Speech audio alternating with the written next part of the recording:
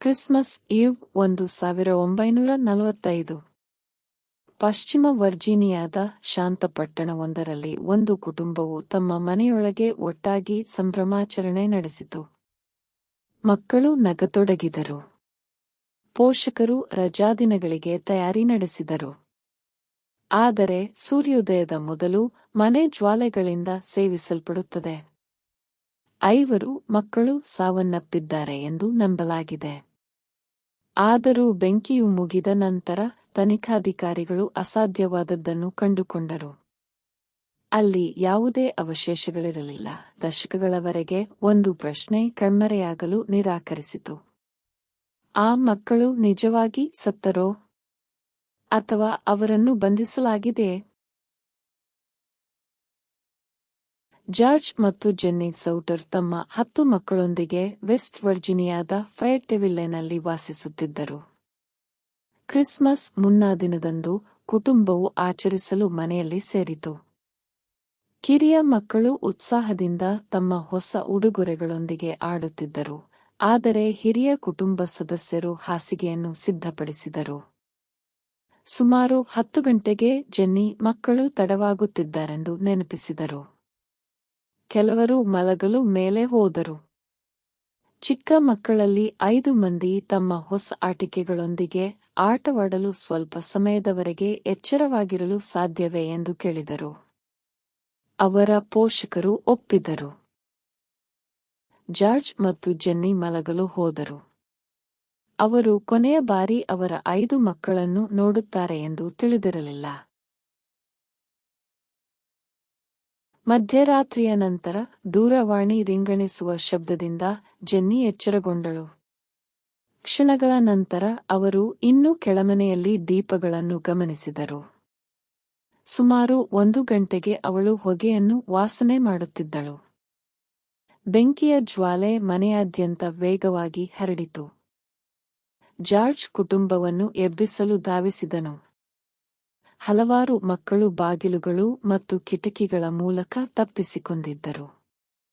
ಆದರೆ ಮೇಲಂತಸ್ತುಗಳಲ್ಲಿ ಮಲಗಿದ್ದ 5 ಮಕ್ಕಳು ತಲುಪಲು ಸಾಧ್ಯವಾಗಲಿಲ್ಲ. ಜಾರ್ಜ್ ಯಾವಾಗಲೂ ಮನೆಯ ಪಕ್ಕದಲ್ಲಿ ಇರಿಸಲಾಗಿರುವ ಏಣಿಗಾಗಿ ಹುಡುಕಿದನು, ಆದರೆ ಏಣಿ ಒಡೆದಿತ್ತು. ಅವನು ಮೇಲಿನ ಮಹಡಿಯ ಕಿಟಕಿಗಳನ್ನು ತಲುಪಲು ತನ್ನ ಟ್ರಕ್ಗಳಲ್ಲಿ ಒಂದನ್ನು ಬಳಸಲು ಪ್ರಯತ್ನಿಸಿದನು. ಯಾವ ಟ್ರಕ್ ಕೂಡ ಸ್ಟಾರ್ಟ್ ಆಗಲಿಲ್ಲ. ಕೆಲವೇ ನಿಮಿಷಗಳಲ್ಲಿ ಮನೆ ಬೆಂಕಿಗೆ ಆಹುತಿಯಾಯಿತು. ಬೆಳಗಿನ ಹೊತ್ತಿಗೆ ಕಾಣೆಯಾದ 5 ಮಕ್ಕಳು ಬೆಂಕಿಯಲ್ಲಿ ಸಾವನ್ನಪ್ಪಿದ್ದಾರೆ ಎಂದು ಎಲ್ಲರೂ ನಂಬಿದ್ದರು. ಆದರೆ ತನಿಖಾಧಿಕಾರಿಗಳು ಬೂದಿಯನ್ನು ಹುಡುಕಿದಾಗ ಅನಿರೀಕ್ಷಿತವಾದದ್ದು ಸಂಭವಿಸಿತು. ಅವರು ಯಾವುದೇ ಮಾನವ ಅವಶೇಷಗಳು ಮಕ್ಕಳಿಗೆ ಸೇರಿದ್ದು ಎಂದು ಕಂಡುಬಂದಿಲ್ಲ. ತೀವ್ರವಾದ ಬೆಂಕಿಯು ಕಾಲಾನಂತರದಲ್ಲಿ ಮೂಳೆಗಳನ್ನು ನಾಶಮಾಡಬಲ್ಲದು ಎಂದು ತಜ್ಞರು ನಂತರ ವಿವರಿಸಿದರು. ಇದು ಯಾವುದೂ ಜಾರ್ಜ್ ಮತ್ತು ಜೆನ್ನಿಗೆ ಮನವರಿಕೆಯಾಗಲಿಲ್ಲ. ಇತರ ವಿಚಿತ್ರ ವಿವರಗಳು ಅವರನ್ನು ಚಿಂತೆಗೀಡುಮಾಡಿದವು. ಕುಟುಂಬದ ಟೆಲಿಫೋನ್ ಲೈನ್ ಸುಟ್ಟು ಹೋಗಿಲ್ಲ, ಅದನ್ನು ಕತ್ತರಿಸಲಾಯಿತು. ಮನೆಯಿಂದ ಸ್ವಲ್ಪ ದೂರದಲ್ಲಿ ಏಣಿಯು ಪತ್ತೆಯಾಯಿತು. ಮತ್ತು ಪ್ರಾರಂಭಿಸಲು ವಿಫಲವಾದ ಟ್ರಕ್ಗಳು ಬೆಂಕಿಯ ನಂತರ ಸಾಮಾನ್ಯವಾಗಿ ಕೆಲಸ ಮಾಡಿದ್ದವು.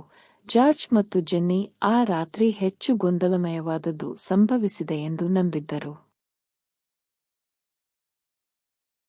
ವಿವಿಧ ಸ್ಥಳಗಳಿಂದ ಜನರು ವಿಚಿತ್ರ ಕಥೆಗಳೊಂದಿಗೆ ಮುಂದೆ ಬರಲಾರಂಭಿಸಿದರು.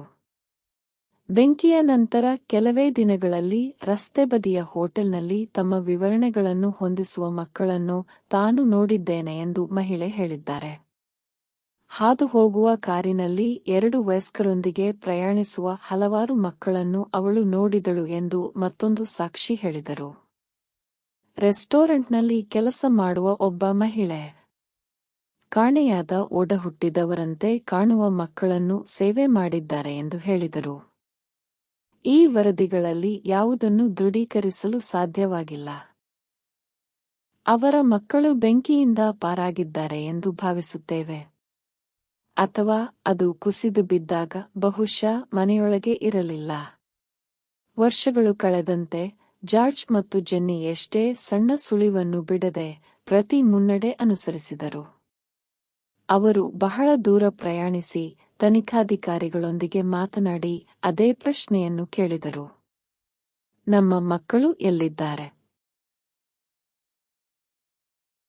ಬೆಂಕಿಯ 20 ವರ್ಷಗಳ ನಂತರ ಸೌಟರ್ ಕುಟುಂಬವು ಮೇಲ್ನಲ್ಲಿ ಒಂದು ಲಕೋಟೆಯನ್ನು ಪಡೆಯಿತು.